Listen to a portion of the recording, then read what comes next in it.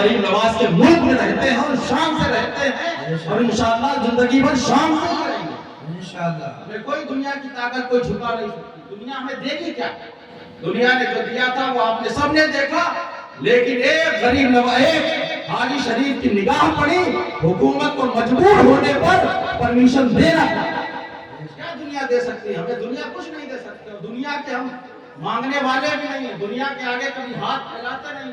ہمیشہ ہمارے والد نے ہمیں سکھایا ہے مانگو تو مصطفیٰ سے, دیں گے تو مصطفیٰ. جب سب کچھ اگر تمہیں چاہیے تو مدینے چلے جانا, مدینے سے تمہیں تو ہر دولت. بے شک, سبحان اللہ سبحان اللہ. کوئی ہمیں کچھ نہیں دے سکتا, اور کسی کے وہ کیا دیں گے جو خود بھیک پر پلتے ہیں. واہ واہ, کیا بات ہے, واہ. وہ کیا ہمیں دیں گے جو خود بھیک مانگتے ہو, وہ ہمیں بھیک نہیں دیں گے.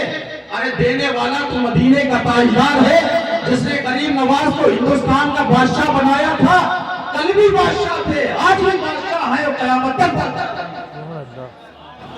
غریب نواز کو بادشاہت ہم نے نہیں دی تھی, کسی انسان نے غریب نواز کو ہندوستان کا بادشاہ نہیں بنایا تھا, بلکہ میرے نبی کے روضے سے آواز آئی تھی, معین الدین جاؤ, ہم نے تمہیں ہندوستان کی سلطنت دی ہے اور تم ہمیشہ ہمیشہ ہندوستان کے بادشاہ بن جاؤ. کہاں تک ہمیں دباؤ گے؟ کیا کیا ہم سے چھینو گے؟ ہماری روزی روٹی چھینو گے, ہماری عزتوں پہ حملے کرو گے, ہمارے دین پہ حملے کرو گے, ہمارے نبی کے شان میں گستاخیاں کرو گے. ارے اس کی شان میں کیا گستاخی کرو گے جسے رب نے محمد ہی بنایا, جسے محمد ہی بنایا. اور ہم تو اس بارگاہ سے لینے آئے, یہ تو ایسے داتا ہیں. ایک تذکرۃ الاولیاء میں واقعہ لکھا ہے, ایک بھائی صاحب تھے, وہ تقریر کرتے رہے زندگی بھر. ان کا انتقال ہو گیا, لوگوں نے خواب میں دیکھا اور ان سے پوچھا کہ اللہ نے تمہارے ساتھ کیا معاملہ کیا؟ تو کیا وہ کہتے ہیں, میری کوئی بھی تقریر اس لائق نہیں تھی کہ میں بخشا جاتا. کوئی بھی تقریر اس لائق نہیں تھی کہ میں بخشا جاتا. ہاں, میری تقریر, جب میں تقریر کرتا تھا تو ایک اللہ کا مظلوم بندہ تھا, ایک اللہ کا محبوب بندہ تھا, وہ میری تقریر سن کے خوش ہو جایا کرتا تھا. اللہ نے اس کے خوشی کے صدقے میں ہماری مغفرت کی. سبحان اللہ سبحان اللہ سبحان اللہ. ہم تو یہاں کسی سے مانگنے نہیں آئے, ہم تو ان سے مانگنے آئے, انہیں سنانے آئے. یہ سن لیں, یہ خوش ہو جائیں, ہماری زندگی بھی کامیاب, ہماری آخرت. بے شک. ان کے بارے میں تو یہاں تک آیا جو ان کا جھوٹا کھا لیتا تھا وہ مجذوب ہو جایا کرتا. سبحان اللہ سبحان اللہ. بے شک. ان کا جھوٹا کھا لیتا تو پھر اللہ نے اپنا محبوب اعظم ہمیں دے دیا. ایک حدیث شریف ہے, حضور علیہ السلام کے پاس ایک شخص آیا کہ حضور 4 اونٹ دے دو. کیا دے دو؟ کمک. مالک کونین ہے, وہ پاس کچھ رکھتے ہیں, 2 جہاں کی نعمتیں ہیں ان کے ساتھ خالی ہاتھ. کیا کہا حضور 4 اونٹ دے دو. حضور علیہ السلام فرماتے تم سے بہتر تو وہ بڑھیا تھی. کون سی بڑھیا؟ حضرت موسیٰ علیہ السلام جب فرعون غرق ہو گیا, اور انتظار دیکھو انشاءاللہ وقت کا فرعون بھی غرق ہوگا.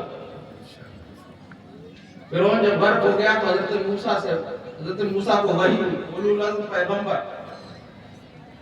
وحی ہوئی کہ اے موسیٰ, یوسف کی قبر سے حضرت یوسف کو نکالو, فلاں جگہ جا کے حضرت یوسف کو دفن کر دو.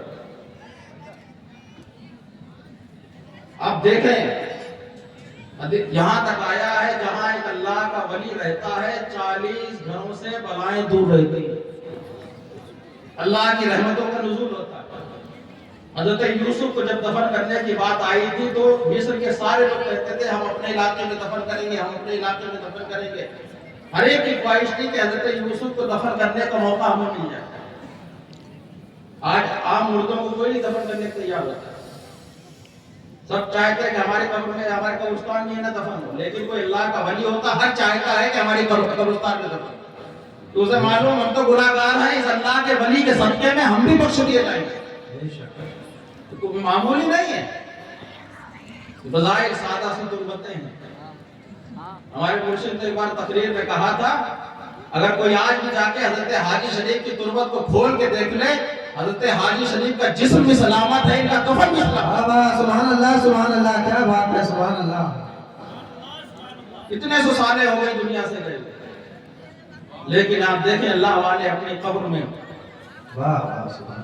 اور یہ کفن اور جسم سلامت، بلکہ یہ تو ایسا نواز رہے ہیں، ایسا نواز رہے ہیں۔ آپ دیکھیں غریب نواز کے آس پاس ان کے بارے میں تو غیب کہتا ہے، جو زیارت قبور کا منکر ہے وہ کہتا ہے کہ کوئی بھی پریشان حال اگر حضرت حاجی شریف کے بارگاہ میں جائے گا، محبت کے ساتھ حضرت حاجی شریف اس کی پریشانی کو دور کرتے ہیں۔ بے شک سبحان اللہ۔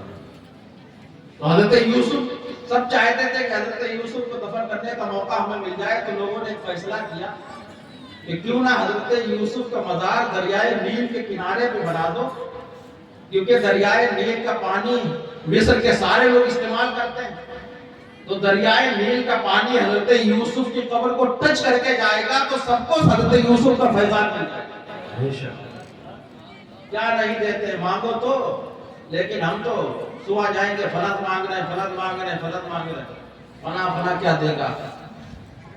دینے والا